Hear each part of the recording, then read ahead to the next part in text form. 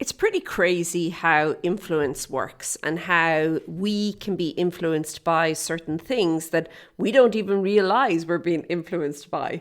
So, all that being said, I'm asking you the question today: who are you going to allow influence you in your riding going into the new year?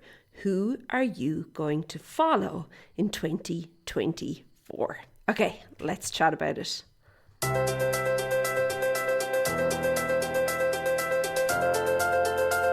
Hey there, and welcome to the Daily Strides podcast. My name is Lorna Leeson. I'm an equestrian trainer and coach, and I work with riders from all over the world to help them have better conversations with their horse, but also understand things a little bit better. And today I'd like to help you to set your new year up for you and your horse. Okay, so it may seem like a really kind of simple question. It may seem like a trivial question, not even an important question, but I think this is a really important question. And that is, who are you going to follow in 2024? Okay, and right now, like you probably know this, we are totally spoiled for choice when it comes to kind of people we can learn from, whether it's horsemanship, riding, training, whatever, okay? Like the internet is full of other equestrians from all walks of life and disciplines and methods, okay? And that is fantastic. It's amazing. It's brilliant, okay? It's such an opportunity. And I think definitely one that we should be using and we should be availing of.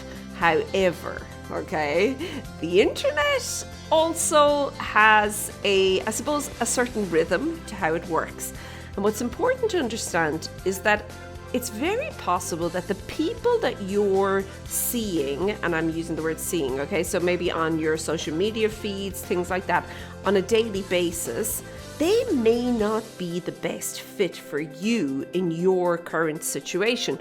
And the thing is, we are shown things based on an algorithm that nobody really understands. But, it's really important to understand that who the internet, and I'm just going to use the internet as kind of the word for all these different sites and all these different platforms, but who the internet deems popular, okay, meaning who the internet is going to show you posts of, you can become very much influenced by those particular posts, okay, their techniques, the experiences, whatever. But those people might have absolutely nothing in common with you. And whether it's kind of where you're situated in the world, whether it is values, whether it's resources, it matters. Because if you're trying to almost like follow along and learn from somebody who's in a completely different boat than you are, okay? So like this is a totally different situation. Yeah, that's going to lead to a lot of frustration. And what I've noticed is that riders begin to see either themselves or their horse or both as being like a bit of a failure or like less than, not good enough, not able to, this isn't panning out. And what's really, really irritating and what kind of gets to me here is that nothing could be further from the truth. What's really going on is that the person they're trying to, I suppose, aspire to be like has absolutely nothing in common with them. And they're not in the same boat. They're not in the same situation. And it really and truly can cause riders to, first of all, become a little bit disheartened about the whole situation, but also inevitably it causes riders to become quite frustrated. And I don't think that feeling, that particular emotion is a useful one when we are working with our horse, okay? So, I've said that all the diversity, okay, that is kind of equestrianism when it comes to the internet, it's brilliant, okay? And there is just so much information available, and there's so many trainers there who you can follow along with on these online platforms. Okay, it's brilliant. But I think that we have to begin looking at it from your perspective, or at least you have to begin looking at it from your perspective. Okay, like will whatever that method provides, or will whatever that person is doing, okay, is it going to work with maybe your local practices, maybe your available resources, what's possible for you right now based on weather, your age, the horse, your training, the facilities you have, the resources such as time or money, okay? is this going to be possible? And I think that these questions are important questions. When we are trying to follow somebody who has like a totally different experience, and whether it be maybe to do with the weather and the heat and the climate, okay? And they're kind of doing this one thing that's tailored for where they are in the world, that mightn't suit you, okay? Or if we think about resources, and again, this could be time or money, but it could also be resources of facilities.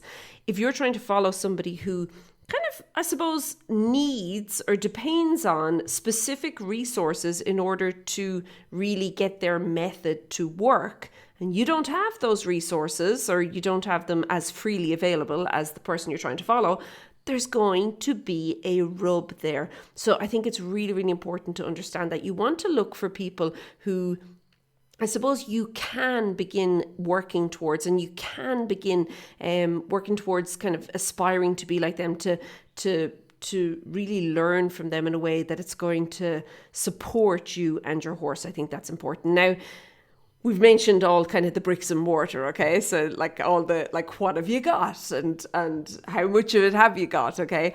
But I also think values are really important.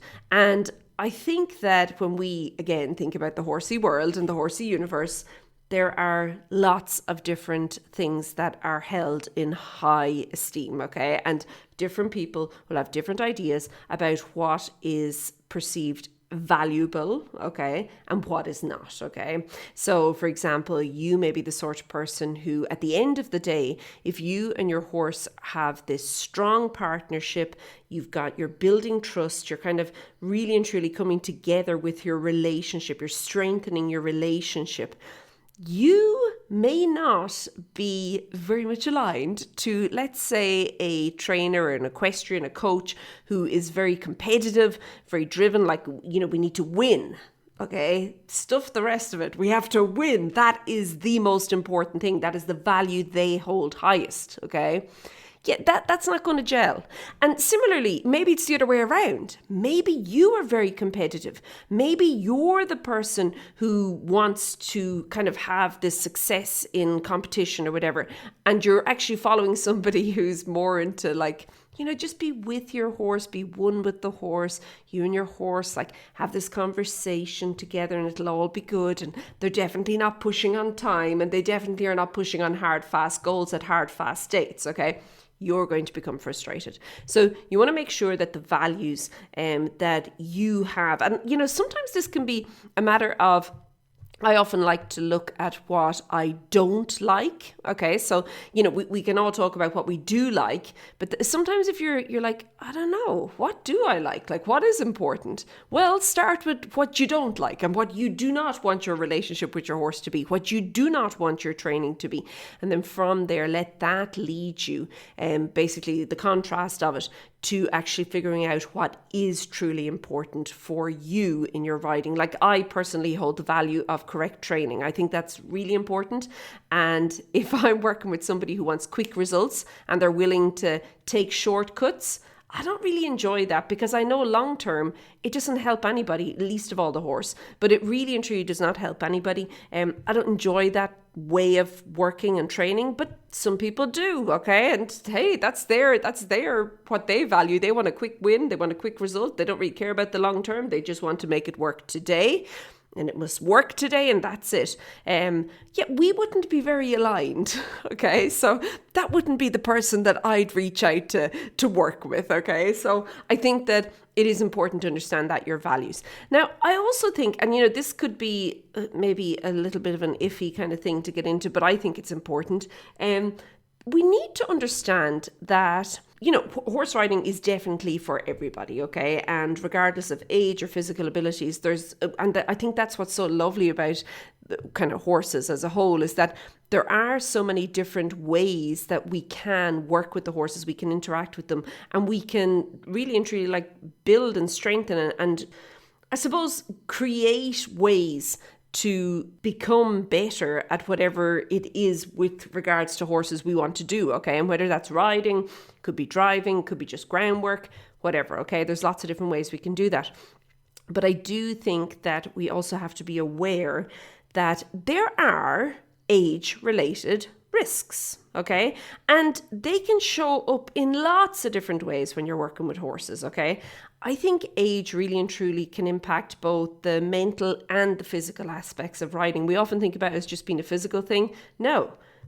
It's also very, very much mental. And I do think it's important to be aware of that, okay? I'm not saying this is going to like define everything, but when you're putting everything together, I do think it's important, okay? Like you want to be mindful of kind of the consequences of following maybe specific advice or methods that don't consider age-related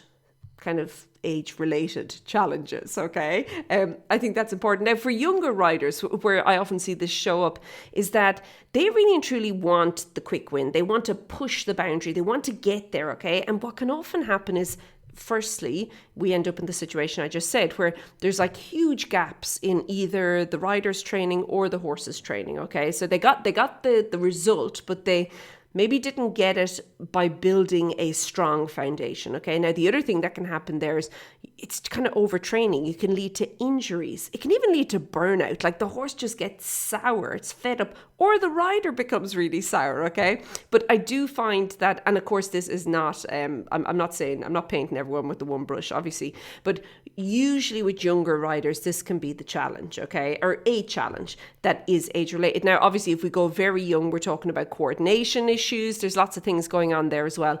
And then if we go the other end, which would be maybe a more mature rider, okay, they, I think, sometimes can have more responsibilities, more commitments that needs to be addressed, first of all, if they're going to create some sort of a training plan or a riding plan. But also then those things play on the back of your mind, like you're thinking to yourself, hold on now, I can't fall off and break my leg. Who's going to drive the children to school? Okay, like that is a very valid and real concern here, okay?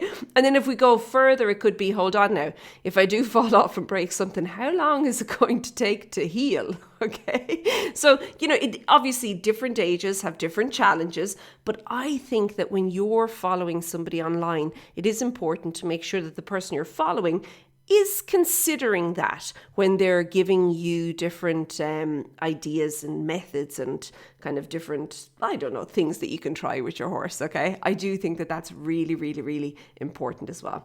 Now, the final thing that I want to talk about here is how you can begin sometimes to feel stuck with your riding. And what I've noticed a lot is that sometimes this is down to, and a lot of the time, this is down to actually taking advice or following the wrong person, okay? Because it impacts the confidence, okay? Like we've already spoken about how it really and truly is mental and physical, okay? But, we sometimes forget about the mental part. And mindset is really what makes all the difference when it comes to riding and training horses, okay? And when you find yourself following advice that doesn't really, can we say, resonate, okay, with you, you're like, I don't know, okay? But you keep going because you're like, no, well, okay, this person's getting amazing results. I want the results this person has. So I'm going to keep doing it. I'm going to push on here, like crack on, hack on, keep going. Yeah, what often happens is your confidence is what you end up literally paying for it with, okay? You are going to lose your confidence. And it kind of puts your skills backwards as well. Like you really, if we think of horse riding as being kind of like stairs, okay? You actually end up going back down a step or two with regards to skill. And whether this is doing things that are just not suited for you, or again, this kind of erosion of your confidence, I do think that it is really, really important to understand that you do need to find somebody that you, I suppose, feel that it is a match for you. And then also be able to recognize where things are not a match. And instead of just pushing on now, obviously I do think that, and I speak about it a lot on the podcast, okay? There is a certain mental discomfort when we do something new. This is not what I'm talking about. I'm talking about like this really goes against what you really feel like. For example, if you do not agree with using whips or sticks, but the person that you're working with or the person you're following, okay, is like a real stickler for the old stick, okay, or whatever. Yeah, that's going to rub up against you. And I tell you, at the end of the day, you're going to start thinking, no, you know what? If this is the only way I can get this, well, it's not worth getting. And that's what you have to keep in mind. there's never just one way to get something, okay? When we're talking with horses, there's always different ways. There's always different routes you can travel. There's always different ways you can explore. And, suppleness as a concept, but let's just take it really down to basics. Suppleness is mental and physical. And if you want to work on your mental suppleness, be willing to kind of say, hold on. Yeah, I don't know. I don't really agree with that. I'm going to change, okay? I'm going to follow something else, or I'm going to do something different, or I'm going to do the thing that feels most aligned for me and my horse in this situation. So back to the question, who are you going to follow in 2024? Okay, now I'm saying this in 2024. Obviously, you can listen to this whenever. It's going to be just as kind of clear for you. What I'm going to suggest you do is kind of get clarity over what you value, what's important for you in horse riding, on your horse riding journey as an equestrian. What is important? What are your goals? What are your values? What do you enjoy doing? And then how can you begin to create like this little bank of equestrians that really and truly exude all of those qualities, okay? And I'm not saying there's going to be one person who's perfect at everything. I like to kind of pick and choose and blend things together. And I think it's good to kind of sometimes question things. Really? I don't know so much, eh? That's also good. It's good mental practice. But I do think that when you then begin to really and truly curate the influence that you are allowing into your life with regards to your horses, you can then begin to make the year, okay, if we talk about next year, okay, but you can begin to make your journey much more worthwhile for you and your horse going forward. Okay, I am going to leave it at this. I hope this was helpful. I think it's a really important thing to kind of keep asking yourself and be willing to change, as I said. And if you think there's somebody who maybe would enjoy my podcast, the Daily Strides podcast, won't you do me a favor and share the podcast with them, with another equestrian? I would really, really appreciate it as well. Okay, I'm going to leave it there. Have a super one. Keep well, and I'll chat to you soon. Be good. Bye.